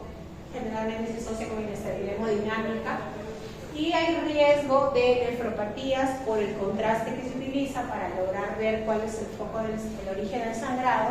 Y también al embolizar podemos coagular no solo el vasito que está sangrando, sino de repente coagulamos las otras arterias y generamos isquemia intestinal, ¿ya? Entonces este es otro riesgo de la angiografía con embolización, que va del 1 al 4%, ¿ya?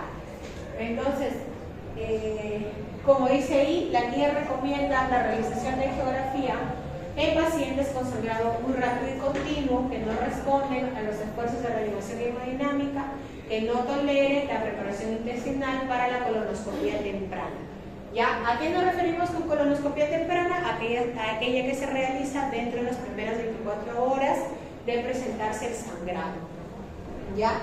La angiografía requiere tasas de pérdida de sangre de mayores de 0.5 mililitros por minuto para localizar el sitio del sangrado. ¿Ya? Bien, y como vemos ahí, las indicaciones de cirugía en el caso de hemorragia digestiva baja, bueno, y alta también, ya es que cuando no logremos identificar cuál es la causa del sangrado y el paciente sigue con su vida, ¿no? Otro, cuando el paciente se le haya tenido que transfundir más de 5 paquetes globulares dentro de las primeras 24 horas y el paciente siga con sangrado. ¿Ya? Falta de diagnóstico, como les dije, de la causa del sangrado, y también hay que agregar ahí 2 tratamientos endoscópicos fallidos. 2 tratamientos endoscópicos fallidos también es una causa de cirugía. Porque ya 3 veces no podemos entrar a volver a cerrar el vasito que está sangrando. Bien, entonces tenemos hemorragia digestiva alta, hemorragia digestiva baja. Y como les decía, hay otra que es la hemorragia de intestino delgado o de intestino medio, que anteriormente se llamaba de origen oscuro. ¿Ya? Chicos, la hemorragia de intestino delgado es fácil. La más fácil, generalmente es por descarte. ¿Ya? Tenemos 2 escenarios. El primer escenario es aquel paciente que venga con hemorragia digestiva evidente, ya sea por melena, ya sea por hematopesia, ¿no? Melena o hematopesia, ¿ya? Entonces, si el paciente viene con melena o hematopesia, lo primero que yo voy a hacer es hacerle una endoscopía, ¿verdad? Para ver si hay alguna úlcera, erosión, tumor, etc. Le hago mi endoscopía y mi endoscopía está normal. No hay origen del sangrado en la endoscopía. Pero mi paciente sigue teniendo melena o hematopesia. Entonces digo, le voy a hacer la colono. Debe ser entonces baja. Le hago la colono y en la colono está todo normal. No hay pólipo, no hay úlceras, no hay divertículos, no hay tumor, nada. Pero el paciente sigue teniendo melena y hematopesia. Entonces ahí me pregunto, entonces ¿de dónde sangra? Sangra probablemente del intestino delgado. Recuerden que el intestino delgado tiene duodeno, yeyuno e ilio. Con la endoscopía solamente llegamos hasta la segunda porción duodenal, y con la colonoscopía solamente logramos ingresar a los 10 últimos centímetros de ilio, ¿ya? En algunos pacientes. Entonces imagínense, nos queda tercera, duodenal, cuarta, todo yeyuno y todo ilio que nosotros no lo hemos evaluado. Entonces, probablemente este paciente con hematopesia, melena, con endoscopía y colonoscopía negativo para origen de sangrado, su causa puede ser de intestino delgado. ¿Ya? Ese es el primer escenario. El segundo escenario es aquel paciente que no tiene evidencia clínica de sangrado, o sea, no tiene ni melena ni hematopesia, ¿ya? Pero cursa con anemia, que generalmente es por deficiencia de hierro, o sea, microcítica hipocrómica, y que de repente tiene una prueba positiva para sangrado oculto en heces, ¿no? Le hicieron una prueba de heces y salió que microscópicamente hay pérdida, ¿ya? Que yo le he hecho endoscopía para ver si hay causa digestiva superior, endoscopía normal, que yo le he hecho colonoscopía y que también la colonoscopía no tiene ninguna causa que justifique esa anemia ni ese resultado TBNO positivo, ¿ya? Entonces, lo más probable es que sea de intestino delgado. Entonces, más o menos la hemorragia del intestino delgado, si se dan cuenta, es un diagnóstico casi de exclusión, ¿no? Tengo que descartar que no haya nada en la parte superior ni nada en la parte inferior para yo poder plantearme que pueda ser de intestino delgado, ¿ya? Y cuando yo tengo la sospecha de que es de intestino delgado, entonces digo, ¿y ahora cómo va el intestino delgado, doctora, si la endoscopía llega solamente hasta la segunda porción del duodeno y la colon solamente llega hasta los 10 últimos de hilo? Lo veo a través de un dispositivo que se llama cápsula endoscópica. La cápsula endoscópica, como su nombre lo dice, es una cápsula, que es una camarita en forma de una cápsula que el paciente lo ingiere como si estuviese tomando una pastilla normal, y esta, como es una cámara, va a empezar a tomar fotos de todo el tracto digestivo, todo, incluyendo el intestino delgado, y luego, obviamente, el paciente va a eliminar la cápsula, ¿no? Pero todo eso se almacena en un dispositivo y esas imágenes se pasan luego en un USB a una computadora con el programa específico de cápsulas para poder leer todas las imágenes, ¿ya? Entonces, primero haríamos una cápsula endoscópica. Una vez que identificamos el lugar de origen del sangrado con la cápsula endoscópica, ¿ya? Porque la desventaja de la cápsula endoscópica, ¿cuál es? Que solo me va a decir, ah, mira, está sangrando de ayuno, pero no le puede dar tratamiento, porque es una pastilla prácticamente que el paciente toma. ¿Qué tendría que hacer para darle tratamiento? Hacer un estudio que se llama enteroscopía, ¿ya? Que es como una endoscopía, pero con un dispositivo más largo, ¿ya? Y este procedimiento se llama enteroscopía asistida con balón, ¿ya? Primero, doctor, ¿y por qué de frente no hago mejor la enteroscopía? Porque el intestino es tan largo que no sabríamos si ingresar por la boca o si ingresar por el recto. Entonces, la cápsula endoscópica más o menos nos sirve para orientarnos a qué nivel está el origen del sangrado, para luego yo decir, ah, tengo que hacer una enteroscopía, pero por la boca, que se llama anterógrada, o si fuese por el recto, se tendría que llamar retrógrada, ¿ya?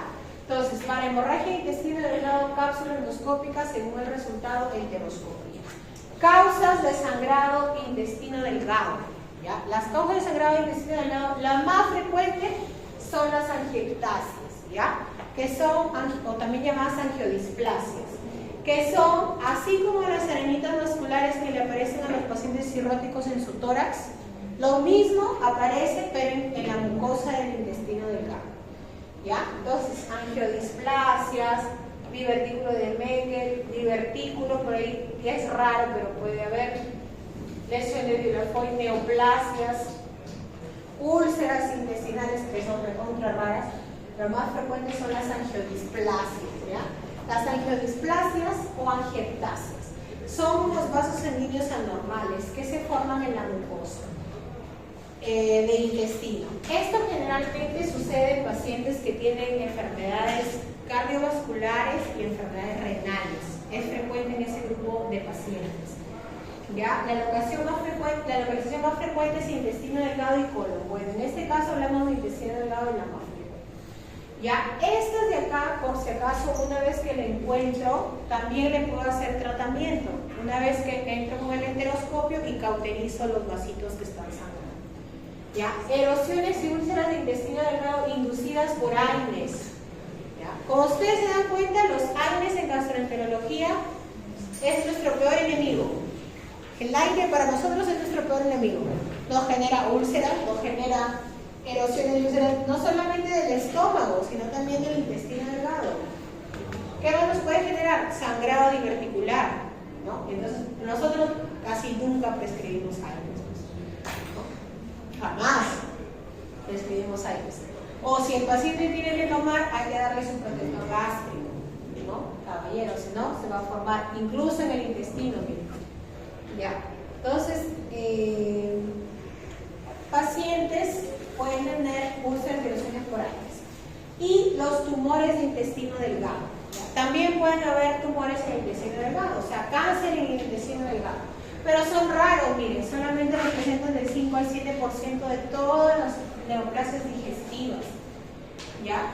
Entonces, las neoplasias más frecuentes, adenomas, adenocarcinomas, tumores carcinoides, linfomas, pólipos amartomatosos y pólipos juveniles, que son unas enfermedades ya que se transmiten genéticamente, ¿ya?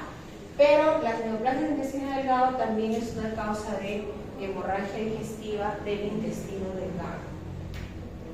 Divertículos, también puede haber divertículos en el intestino delgado, ¿no? Más frecuentes es que las tengamos en duodeno, también puede haber en yeyuno e ilio, en ese orden, ¿no? Más frecuente en duodeno, luego en yeyuno y por último en ilio.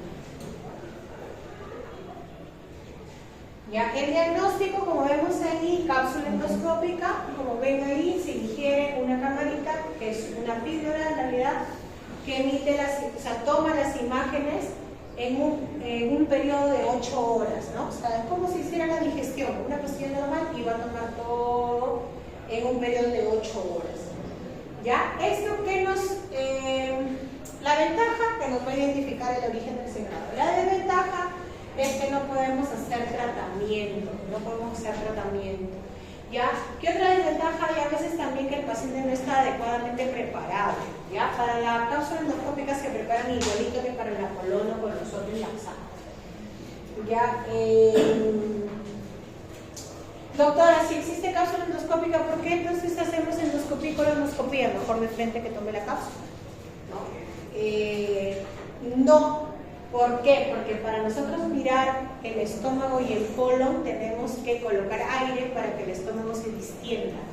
¿Ya? En el caso del intestino delgado, como es un tubo pequeño, de diámetro pequeño, no necesitamos distender la luz para poder observar. ¿Ya? Por eso es que la cápsula endoscópica no sirve para, no reemplaza a la endoscopía ni a la colonoscopía. ¿Ya? La cápsula endoscópica del intestino delgado. Bueno, por ahí han fabricado también cápsulas de colon, cápsulas de esófago, nosotros no lo usamos. Entonces, por eso ahí dice, no es un sustituto de la gastroscopía, o sea, de la endoscopía, ni de la colonoscopía. ¿Ya? Entonces, como ven ahí, las tasas de detención de cápsula endoscópica son mayores que con estudios meritados. Claro, con el tránsito intestinal, o sea, que el paciente le demos igual contraste y le tomemos su placa para ver el recorrido del contraste, ¿no? Entonces lo ideal sería cápsula endoscópica cuando yo tengo sospecha de... Como ven ahí, miren, esta es la camarita, como ustedes ven, con una cápsula, el paciente lo ingiere, ¿no? Y obviamente pasa por todo el tracto digestivo y aquí él está tomando foto de todo. Como le digo, el paciente lo elimina. Yo les había advertido, pero creo que no va a ver el video, no sé, ¿no?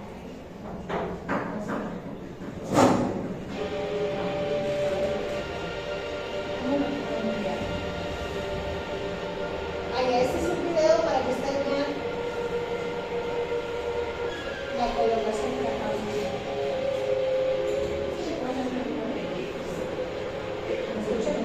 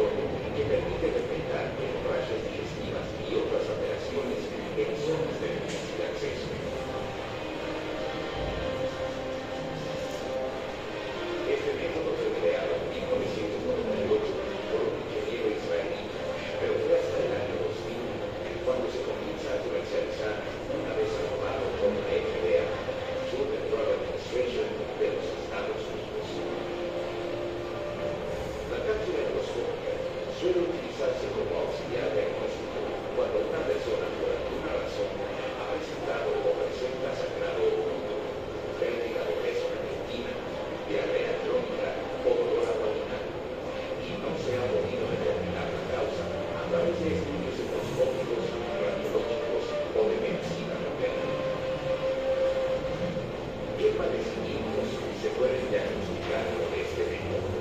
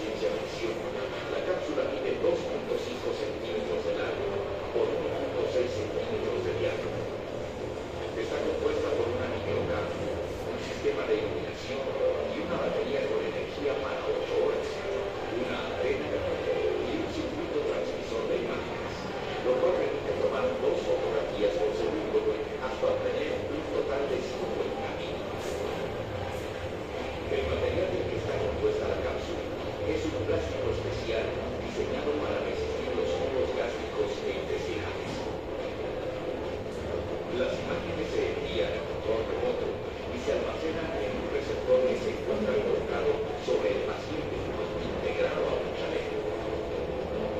Las fotografías que envía la cámara son entonces transmitidas a una computadora por medio de los diferentes sensores que se le colocan al paciente en el abdomen, similares a los que utilizan al realizar un electrocardiograma.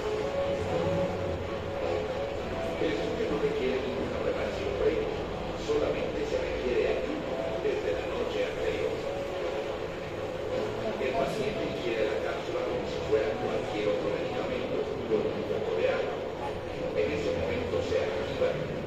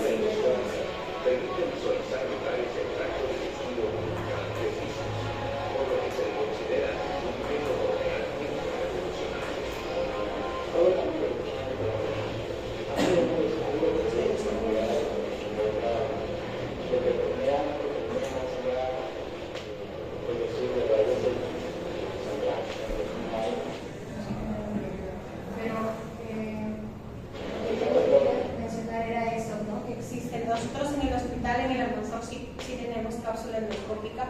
Antes teníamos ese dispositivo que han visto que le colocan como electrodos, pero ahora tenemos un modelo que es la PILCAM SB3, en la cual ya no se colocan los electrodos, solamente se le coloca como una especie de cinturón, como han visto ahí, con un dispositivo. Automáticamente el dispositivo reconoce a la cápsula, se prenden unas lucecitas azules que significa que están sincronizados y el paciente toma la cápsula. Y nosotros lo tenemos hospitalizado al paciente, se puede ir de alta en la noche o al día siguiente, como han visto ahí, y todo el paciente desecha la cápsula a través de sus deposiciones, no es necesario recuperar la cápsula. Ya todos los dispositivos, todas las imágenes quedan almacenadas en el dispositivo y es a través de un cable USB, pasa todas las imágenes a la computadora. Entonces nosotros en el hospital sí tenemos cápsula endoscópica. Ya, bien. ¿Qué más? Una vez que ya encontremos el lugar de origen del sangrado, podemos usar enteroscopía, ¿no? Que es ya un dispositivo, como ustedes ven acá, obviamente de mucha más longitud que una endoscopía y un colono, que ayuda a través de estos baloncitos que se insuflan cuando están dentro del paciente, puede avanzar a través de la mucosa intestinal y puede llegar hasta el lugar que nosotros hemos señalado con la cápsula, que es el origen del sangrado, ¿no?